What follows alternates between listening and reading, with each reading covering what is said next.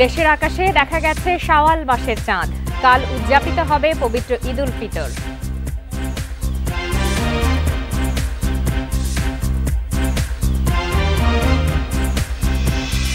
রাজধানীতে ঈদের প্রধান জামাত হবে জাতীয় ঈদগাহে সকাল 8:30টায়। জাতীয় মসজিদ বাইতুল মোকাররমে হবে 5টি জামাত।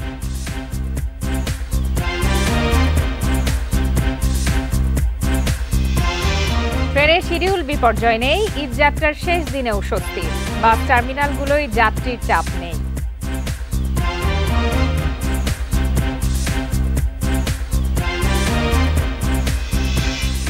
এপ্রিলের মাঝামাঝিতে খালেদা জিয়া ও নির্বাচনের রোডম্যাপ হলেই ফিরবেন তারেক রহমান, সাংবাদিকদের মির্জা ফখরুল।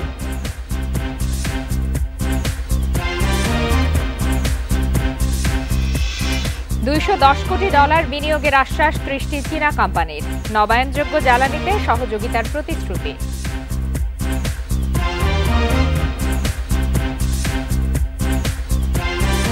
এই ঈদে জামা জুতো অ্যাক্সেসরিজের ডিসকাউন্ট। বিরতিহীন রাত 9টায় বাংলাদেশে সবাইকে আমন্ত্রণ। আপনাদের সাথে আছে আমি ফারহানা লোপা। এতক্ষণ শিরোনাম জানাচ্ছিলাম, এবার বিস্তারিত। দেশের আকাশে শাওয়াল মাসের চাঁদ দেখা গেছে। কাল পবিত্র ঈদ উল ফিতর। সন্ধ্যায় বাইতুল মোকাররম জাতীয় মসজিদে ইসলামিক ফাউন্ডেশনের সভাকক্ষে বৈঠকটি শুরু হয়। এতে সভাপতিত্ব করেন ধর্ম বিষয়ক উপদেষ্টা ডক্টর আ.ফ.ম. খালিদ হোসেন। পরে চাঁদ দেখা কমিটি জানায় দেশের আকাশে চাঁদ দেখা গেছে। সেই প্রেক্ষিতে একই ভৌগোলিক অঞ্চল হওয়ায় বাংলাদেশের সঙ্গে পাকিস্তান, ভারত সহ দক্ষিণ এশিয়ার দেশগুলোতেও সোমবার ঈদ উল ফিতর উদযাপন করবে। এর আগে আজ ঈদ উল ফিতর উদযাপন করছে সৌদি, ফিলিস্তিন ছাড়াও সংযুক্ত আরব আমিরাত, কাতার, বাহরাইন ও কুয়েত সহ 11টি মুসলিম দেশ।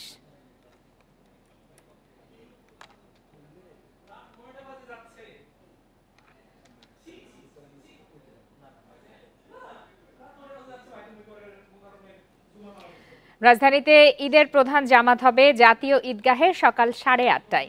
কোনো কারণে তা না হলে বাইতুল মোকাররমে 9টার জামাতটি হবে প্রধান।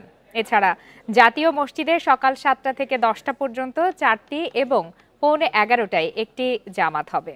এদিকে ঢাকা উত্তর সিটির বাসিন্দাদের জন্য আলাদাভাবে পুরানো বাণিজ্য মেলা মাঠে ঈদের নামাজের প্রস্তুতি নেওয়া হয়েছে। প্রধান ঈদ জামাতের জন্য প্রস্তুত জাতীয় ঈদগাহ। হাইকোর্টের আশপাশের এলাকায় টহলে আইনশৃঙ্খলা বাহিনীর সদস্যরা। রোববার সন্ধ্যার মধ্যেই নিরাপত্তার সব ব্যবস্থা শেষ করা হয়েছে। এখানে একসঙ্গে প্রায় 35,000 মানুষের জন্য ব্যবস্থা নিয়েছে ঢাকা দক্ষিণ সিটি কর্পোরেশন। তবে আবহাওয়া কিংবা অন্য কোনো অনিবার্য কারণে জাতীয় ঈদগাহে প্রধান জামাত না হলে সকাল 9টায় সেটা হবে বাইতুল মোকাররমে। ইসলামিক ফাউন্ডেশন জানিয়েছে এবারও ঈদের 5টি জামাত হবে জাতীয় মসজিদে। সকাল 7টা, 8টা, 9টা এবং 10টায় হবে 4টি জামাত। শেষেরটির সময় 11:15। ঢাকা বিশ্ববিদ্যালয়ের কেন্দ্রীয় মসজিদে সকাল 8টায় এবং 9টায় 2টি জামাত হবে। এছাড়া সলিমুল্লাহ মুসলিম হলের লনে এবং ফজলুল হক মুসলিম হলের খেলার মাঠে সকাল 8টায় 2টি জামাত হবে। ঢাকা উত্তর সিটি কর্পোরেশনের বাসিন্দাদের জন্য বাংলাদেশ চীন মৈত্রী সম্মেলন কেন্দ্রের পাশের মাঠে সকাল 8:30টায় একটি জামাত হবে। বলা হচ্ছে এটি হতে পারে ঢাকার সবচেয়ে বড় ঈদ জামাত। আর জাতীয় সংসদের দক্ষিণ প্লাজায় নামাজ হবে সকাল 8টায়। সব মিলিয়ে রাজধানীতে 111টি ঈদগাহ এবং 1577টি মসজিদে ঈদের জামাত হবে 1739টি। রেজওয়ানুল হক, ইন্ডিপেন্ডেন্ট নিউজ, ঢাকা। সব বিভাগের সমন্বিত চেষ্টায় ঈদ যাত্রা স্বস্তিদায়ক হয়েছে। এবার ঈদে জঙ্গি হামলার শঙ্কা নেই বলে জানান স্বরাষ্ট্র উপদেষ্টা। তারপরও রাজধানীর ঈদের জামাতের নিরাপত্তায় থাকবে 15,000 পুলিশ। আর ডিএমপি কমিশনার বলেন, শুধু আওয়ামী লীগ নয়, নিষিদ্ধ সব দলের অপতৎপরতা প্রতিরোধেও প্রস্তুত রয়েছে বাহিনী। পবিত্র ঈদ উল ফিতর উদযাপনে উৎসবমুখর সারা দেশ। চলছে শেষ মুহূর্তের প্রস্তুতি। সকালে জাতীয় ঈদগাহে প্রধান ঈদ জামাতের নিরাপত্তা ব্যবস্থা পরিদর্শনে এসে ডিএমপি কমিশনার বলেন, যে কোনো অপতৎপরতা ও নাশকতার চেষ্টা মোকাবেলায় ডিএমপি প্রস্তুত।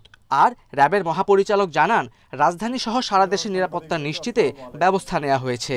ফাঁকা বাসা বাড়িতে যাতে কোনো প্রকার চুরি বা দস্যুতা ঘটতে না পারে সেজন্য আমরা সজাগ দৃষ্টি রাখছি এবং এখানেও নিরাপত্তামূলক ব্যবস্থা গ্রহণ করছি। আমরা আশাটাও নির্বিঘ্ন হয়, নিরাপদ হয়, সেজন্য আমরা বাস টার্মিনাল, লঞ্চঘাট এবং রেল স্টেশনের ফিরতি পথের জন্য নিরাপত্তামূলক ব্যবস্থা রাখছি। আমরা সবসময় সতর্ক আছি, বিশেষ করে আওয়ামী লীগ না নিষিদ্ধ ঘোষিত যে সমস্ত দল আছে সেই সব দল যাতে কোনো রকম অ্যাক্টিভিটিস পরিচালনা না করতে পারে সে ব্যাপারে আমরা সদা সতর্ক। ঈদ উপলক্ষে ফাঁকা হয়ে পড়া রাজধানীতে নাশকতার কোনো শঙ্কা নেই জানিয়ে স্বরাষ্ট্র উপদেষ্টা বলেন, নাশকতার চেষ্টা করা হলে জনগণকে নিয়ে তা প্রতিরোধ করা হবে। দেশের বাইরে থেকে কোনো অপতৎপরতার বিরুদ্ধেও সতর্ক সরকার। আপনারা জানেন কলকাতায় কারা আছে, কলকাতায় যারা এই গুলি করে তো ক্রিমিনালরা তো সবসময় এই জিনিস ব্যবহৃত চিন্তা করবে। তা আমরা এই ক্রিমিনালদের এগেইনস্টে কী ধরনের ব্যবস্থা নেওয়া যায় আমরা সেই ধরনের ব্যবস্থা নিই। এবার জাতীয় ঈদগাহে ৩৫,০০০ মুসল্লি নামাজ পড়বেন। নিরাপত্তায় নিয়োজিত থাকবেন ১৫,০০০-এর বেশি আইনশৃঙ্খলা বাহিনীর সদস্য।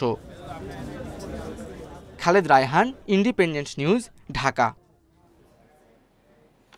দিনাজপুর ও কিশোরগঞ্জে দুটি বড় ঈদ জামাতকে ঘিরে চলছে শেষ মুহূর্তের প্রস্তুতি। প্রায় ৭ লাখ মানুষের ধারণ ক্ষমতার দিনাজপুরের গোর-এ শহীদ ময়দানে ঈদের প্রধান জামাত অনুষ্ঠিত হবে সকাল ৯টায়। আর কিশোরগঞ্জের শোলাকিয়ায় ঈদের একটি মাত্র জামাত অনুষ্ঠিত হবে সকাল 10টায়। দিনাজপুর গোরে শহীদ ময়দানে স্বাধীনতার আগে থেকেই ঈদের জামাত হয়ে আসছে। তবে ২০১৬ সালে এটি দেশের সবচেয়ে বড় ঈদ জামাত হিসেবে পরিচিতি পায়। প্রায় ২৩ একর আয়তনের এ মাঠে ৭ লাখ মুসল্লি ঈদের নামাজ আদায় করতে পারেন। ঈদ জামাতকে ঘিরে মাঠ পরিষ্কার, তোরণ নির্মাণ সহ চলছে নানা কাজ। ঈদ উপলক্ষে আমাদেরকে কাজগুলো খুব সুন্দরভাবে করতে হবে। আমরা যেন দ্রুত গতিতে কাজ হয় সেই জন্য আমরা পরিশ্রম দিয়ে যাচ্ছি। মোটামুটি আমাদের বাসের কাম ক্লিয়ার হয়েছে। আমাদের এখানে কত রুম আছে, পুলিশের অ্যাপ থাকে আমাদের এখানে। এবার ঈদ জামাতে নিরাপত্তা নিশ্চিতে মাঠ ঘিরে থাকবে ৩০০ পুলিশ। তবে এবার মুসল্লিদের যাতায়াতের জন্য থাকছে না বিশেষ ট্রেন। পুলিশ সদস্য পোশাকে, সাদা পোশাকে, তারপরে ডিবির পোশাকে ট্রাফিক ব্যবস্থাপনা থাকবে, যাতে মানুষ শান্তিপূর্ণভাবে এখানে আসতে পারে। ঈদ জামাতের জন্য প্রস্তুতি চলছে কিশোরগঞ্জের শোলাকিয়ার মাঠেও। ঐতিহ্যবাহী এ মাঠে কয়েক লাখ মুসল্লি ঈদের জামাতে অংশ নেন। এখানে বংশ পরম্পরায় প্রায় ২০০ বছর বা প্লাস সময় মানুষ থেকে এখানে আমরা নামাজ আদায় করি, প্রাউড ফিল করি। ঈদগাহ পর্যবেক্ষণের জন্য ৬টি ওয়াচ টাওয়ার, ৪টি ড্রোন ক্যামেরা ও পর্যাপ্ত সিসি ক্যামেরা স্থাপন করা হয়েছে। ঈদের নামাজে জায়নামাজ ও মোবাইল ফোন ছাড়া কোনো কিছু না নিতে পরামর্শ দিয়েছে প্রশাসন। আইন শৃঙ্খলা রক্ষার জন্য বাংলাদেশ পুলিশ তো সার্বক্ষণিক ডিউটি পালন করবেন, তার সাথে র্যাব, বিজিবি, সেনাবাহিনী, আনসার ডিউটি করবে বিভিন্ন পয়েন্টগুলোতে। এবং ম্যাজিস্ট্রেরিয়াল এবং অন্যান্য আইন শৃঙ্খলা পরিস্থিতি নিয়ন্ত্রণের জন্য আমাদের কিন্তু বিজ্ঞ নির্বাহী ম্যাজিস্ট্রেট নিয়োগ দেওয়া হয়েছে। ঈদের দিন ময়মনসিংহ ও ভৈরব থেকে শোলাকিয়া স্পেশাল নামে দুটি বিশেষ ট্রেন চলাচল করবে। রেশমি নন্দী, ইন্ডিপেন্ডেন্ট নিউজ। ঈদযাত্রার শেষ দিনেও নির্ধারিত সময়ে ট্রেন ছাড়াই স্বস্তিতে যাত্রীরা। অন্যান্য বারের মতো ট্রেনের জন্য অপেক্ষা বা ভোগান্তি না থাকায় সন্তোষ জানিয়েছেন তারা। এদিকে রবিবার সকালে কমলাপুর স্টেশন পরিদর্শনে এসে স্বরাষ্ট্র উপদেষ্টা বলেন, কোনো রকম দুর্নীতি প্রশ্রয় না দেওয়ার সুফল পেয়েছে সাধারণ মানুষ। এবারের ঈদে জঙ্গি হামলার কোনো শঙ্কা নেই বলে আশ্বস্ত করেন তিনি। রোববার সকাল থেকেই কমলাপুর রেল স্টেশনে ছিল জনস্রোত। শেষ মুহূর্তে রাজধানী ছাড়া মানুষের চাপ থাকলেও অন্যান্য বছরের মতো প্রচণ্ড ভিড়ের ভোগান্তি চোখে পড়েনি। কেবল টিকিটধারীদের প্রবেশের অনুমতি দেওয়ায় অবৈধভাবে প্ল্যাটফর্মে অবস্থান করতে পারেনি কেউ। এতে স্টেশনের পরিবেশ আগের তুলনায় অনেক বেশি সুশৃঙ্খল হয়েছে জানিয়েছেন যাত্রীরা। অন্য সময় তো টিকিট পাওয়ার পরও ট্রেনে উঠতে পারি না, কিন্তু এবার দেখা গেছে ওইরকম কোনো মানুষের ইয়াও ছিল না, আমরা খুব স্বস্তিতে যাচ্ছি আর কি। অন্যবারের তুলনায় এবার ট্রেনগুলো প্রতিটা টাইম মেনটেন করে ছাড়তেছে। অতীতে অতিরিক্ত যাত্রী চাপের কারণে ঝুঁকি নিয়ে অবৈধভাবে ট্রেনের ছাদে ভ্রমণ করেছেন অনেকে। তবে রোববার দু একটি বাদে বাকি সব ট্রেনের ছাদ থেকে অবৈধ ভ্রমণকারীদের নামিয়ে দিয়েছে রেল কর্তৃপক্ষ। এবারে মোটামুটি ভালোই আছে, কোনো সমস্যা নাই, ভিড় ভাট্টাও সেরকম নাই এবং টাইম অনুযায়ী সারবে আমি আশা করি। গতবার সেবার অনেকটা ভালো আর কি, কোনো গ্যাঞ্জাম নাই, কোনো রকম সমস্যা নাই আর কি। সকাল 10:30টার দিকে কমলাপুর স্টেশনে পরিদর্শনে এসে যাত্রীদের খোঁজ খবর নেন স্বরাষ্ট্র উপদেষ্টা। ঈদে কোনো ধরনের জঙ্গি হামলার শঙ্কা নেই, তাই সবাই শঙ্কামুক্ত ঈদ পালন করতে পারবে বলে জানান তিনি। আমরা এখানে কোনো রকমের দুর্নীতি প্রশ্রয় দিই নাই এবং আমাদের যে কর্মকর্তা কর্মচারী আছে রেলে তাদেরও ইনস্ট্রাকশন দেওয়া হয়েছিল তারা যেন ঠিকমতো তাদের দায়িত্বটা পালন করে। রেলের মহাপরিচালক সাংবাদিকদের জানান, ঈদ শেষে ঢাকায় ফেরার ট্রেনেও একই রকম স্বস্তির যাত্রা থাকবে। যে সমস্ত যাত্রী ছাদে উঠছে তাদেরকে আমরা নামিয়ে দিছি এবং নামায় তাদেরকে টিকিট করাইয়ে তারপরে আমরা ট্রেনের ভিতরে তাদেরকে দিছি, তারা নিরাপদে যেতে পারে, কোনো অ্যাক্সিডেন্ট না হয়। রেল কর্তৃপক্ষ এবারের মতো আগামীতেও যেন যাত্রীদের এমন স্বস্তিদায়ক সেবা দিতে পারে সেই প্রত্যাশা যাত্রীদের। Mahmudul Hasan, independent news, Dhaka. এই যাত্রায় শেষ মুহূর্তে ভিড় বেড়েছে সদরঘাট লঞ্চ টার্মিনালে। এ বিষয়ে সবশেষ তথ্য জানাতে সেখান থেকে যোগ দিয়েছেন সহকর্মী রিশাদ হুদা। রিশাদ, আমরা তো এবারের ঈদ যাত্রায় সবসময় দেখেছি যে স্বস্তিদায়ক ছিল সব রুটেই। অন্যান্য বারে যেসব অভিযোগ পাওয়া যায় এবার সে ধরনের অভিযোগ তেমন নেই বললেই চলে। এখনকার চিত্র কেমন দেখছেন আপনি সদরঘাটের? দুঃখিত, আমাদের সংযোগটি বিচ্ছিন্ন হয়ে গেছে। পরবর্তীতে আমরা আবারও যোগাযোগ স্থাপনের চেষ্টা করব। চলে যাচ্ছি পরের প্রসঙ্গে। 8 বছর পর মায়ের সাথে লন্ডনে ঈদ উদযাপন করলেন বিএনপির ভারপ্রাপ্ত চেয়ারম্যান তারেক রহমান। চিকিৎসার জন্য বড় ছেলে বিএনপির ভারপ্রাপ্ত চেয়ারম্যান তারেক রহমানের বাসায় অবস্থান করছেন খালেদা জিয়া। এদিকে রবিবার লন্ডনের কিংস্টনে বাসার পাশের কিংস মেডাও স্টেডিয়ামে স্থানীয় সময় সকাল 10:15টায় ঈদের নামাজ আদায় করেন তারেক রহমান। যুক্তরাজ্য বিএনপির শত শত নেতাকর্মী সকাল থেকে এসে জড়ো হন এখানে। নামাজ শেষে সবার সাথে ঈদের শুভেচ্ছা বিনিময় করেন তিনি। সবশেষ 2017 সালে চিকিৎসার জন্য লন্ডনে গিয়ে 3 মাস তারেক রহমানের বাসায় অবস্থান করেছিলেন খালেদা জিয়া। তখন পরিবারের সদস্যদের সঙ্গে ঈদুল আজহা উদযাপন করেন তিনি। এরপর দীর্ঘদিন কারাগারে থাকায় পরিবারের সদস্যদের সঙ্গে ঈদ উদযাপন করা হয়নি তাঁর।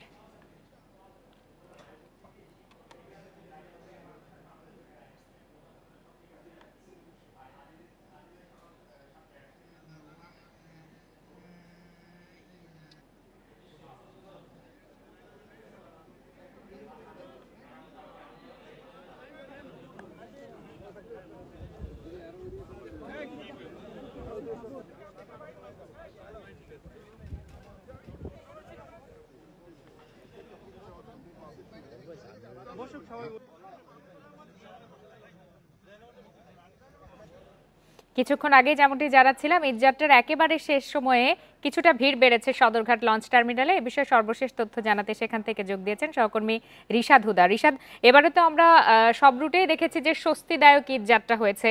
এই মুহূর্তে কিছুটা ভিড় বাড়ার কথা শোনা যাচ্ছে। কি অবস্থা এখন সেখানকার সেটি জানাবেন, আর এখন পর্যন্ত কোনো ধরনের অভিযোগ পাওয়া গেছে কিনা?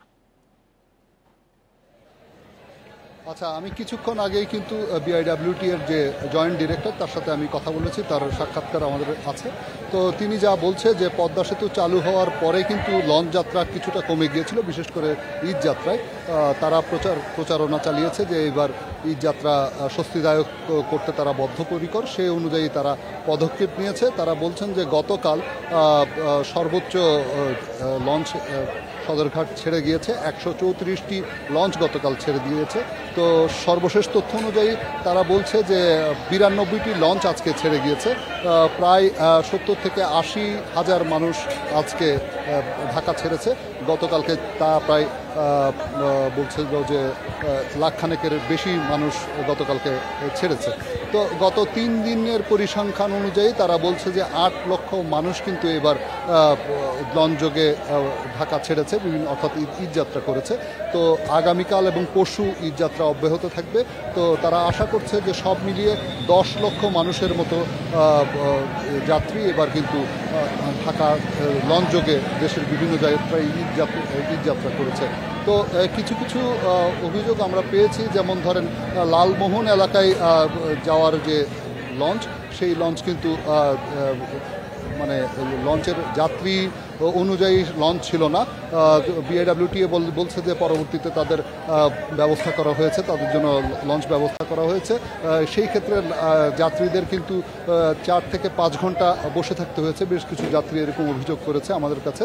আর পাশাপাশি আমরা যেটা দেখছি যে আপনারা যদি বামে দেখেন, এইবার কিন্তু লঞ্চের সংখ্যা কিন্তু গত কয়েক বছরের তুলনায় অনেক বেশি। যেমন 2-3 বছর আগে আমরা দেখতাম যে 60 থেকে 70টা লঞ্চ ছাড়া হতো, এবং অতিরিক্ত যাত্রী বহনের একটি অভিযোগ, বা আমরা নিজেরাও দেখেছি অতিরিক্ত যাত্রী বহন করা হতো। এইবার কিন্তু এটি কঠোরভাবে নিয়ন্ত্রণ করা হচ্ছে যে 2000-এর যে নির্দিষ্ট যেই আছে, এক একটি লঞ্চে এক এক ধরনের আমাদের যে লঞ্চগুলোতে ক্যাপাসিটি আছে, সেই ক্যাপাসিটি অনুযায়ী কিন্তু যাত্রী উঠানো হচ্ছে, যার কারণে এই লঞ্চের পরিমাণ কিন্তু দেখা যাচ্ছে যে 130-40 পর্যন্ত কিন্তু হয়ে যাচ্ছে, মানে লঞ্চ আছে, অর্থাৎ 100 থেকে 130টি পর্যন্ত লঞ্চ এবার ছাড়া হচ্ছে। যদিও যাত্রী সব মিলিয়ে বলা যায় অন্য যে কোনো বারের চেয়ে এবারের চিত্র ভিন্ন। আপনাকে অসংখ্য ধন্যবাদ।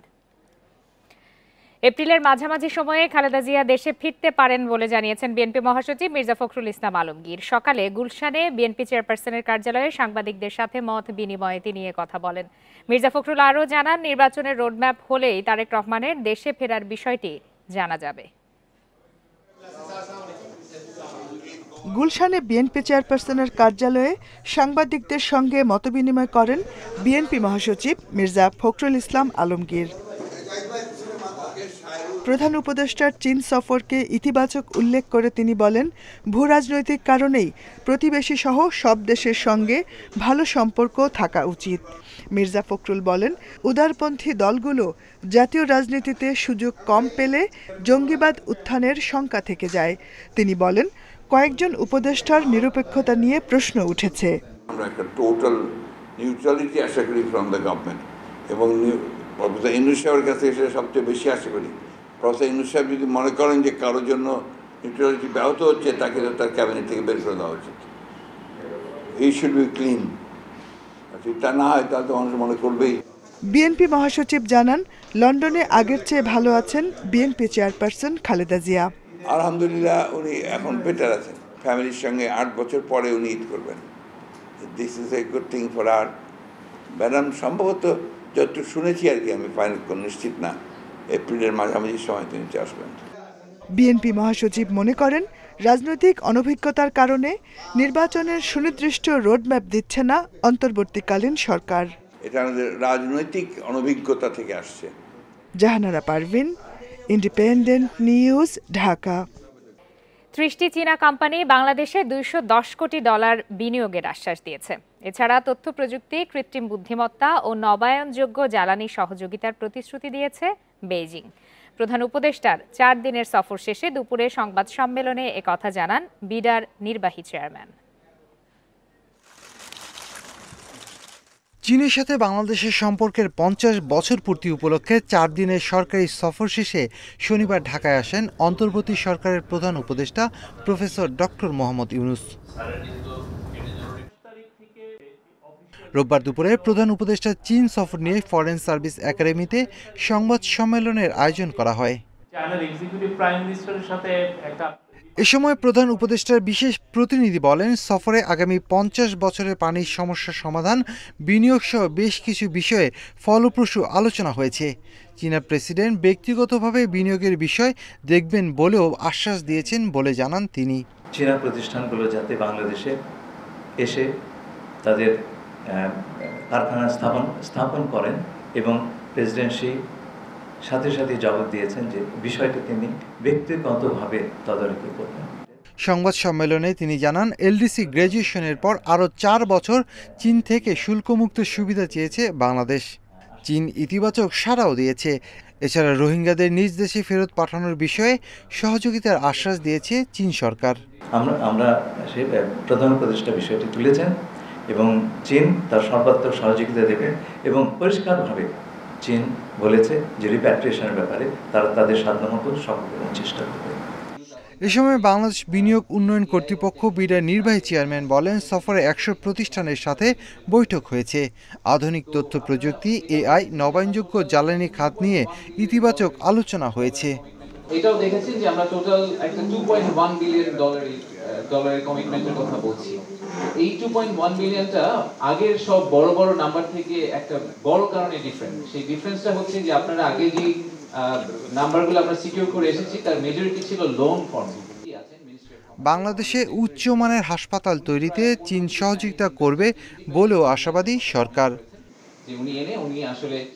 Shafil Alam Sujan, independent news, Dhaka. প্রধান উপদেষ্টার নির্দেশে উদ্ধার কাজে সহায়তার জন্য ভূমিকম্প বিধ্বস্ত মিয়ানমারে গেছে সশস্ত্র বাহিনীর একটি দল।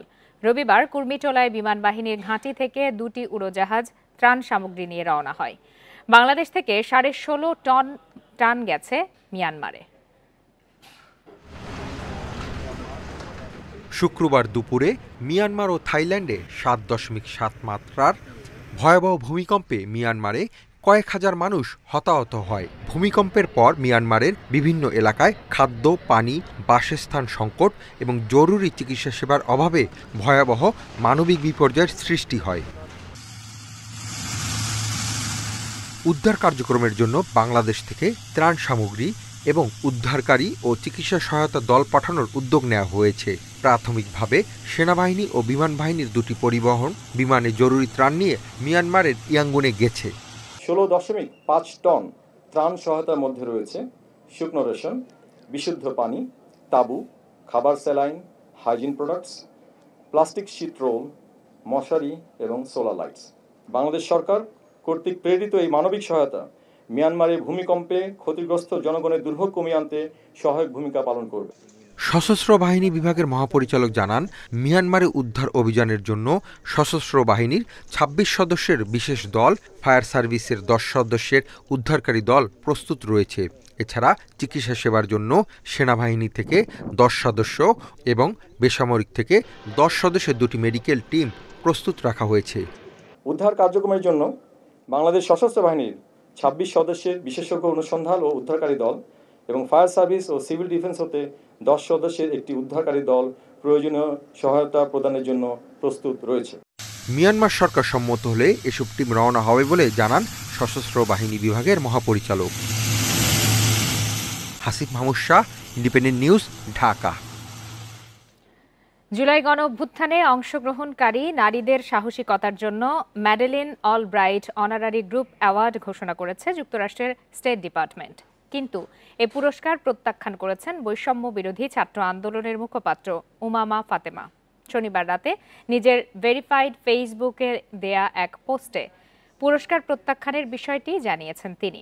পুরস্কার প্রত্যাখ্যানের কারণ জানিয়ে উমামা লেখেন, নারী আন্দোলনকারীদের সম্মিলিত স্বীকৃতি অত্যন্ত সম্মানজনক। তবে 2023 সালের অক্টোবরে ফিলিস্তিনের ওপর ইসরায়েলের নারকীয় হামলাকে প্রত্যক্ষভাবে স্বীকৃতি দিতে এই পুরস্কার দেয়া হচ্ছে। ইসরায়েলের হামলাকে বৈধতা দেওয়ার ওই চেষ্টা মূলত এই পুরস্কারের নিরপেক্ষতাকে প্রশ্নবিদ্ধ করে। এক্ষেত্রে ফিলিস্তিনি জনগণ তাদের মৌলিক মানবাধিকার থেকে বঞ্চিত হচ্ছে। শেষ করছে আজকের বিরতির রাত 9টায় বাংলাদেশ। ইন্ডিপেন্ডেন্ট টেলিভিশনের সব খবরের আরো বিস্তারিত জানতে চোখ রাখুন ফেসবুক, ইউটিউব আর এক্সে। ধন্যবাদ সবাইকে।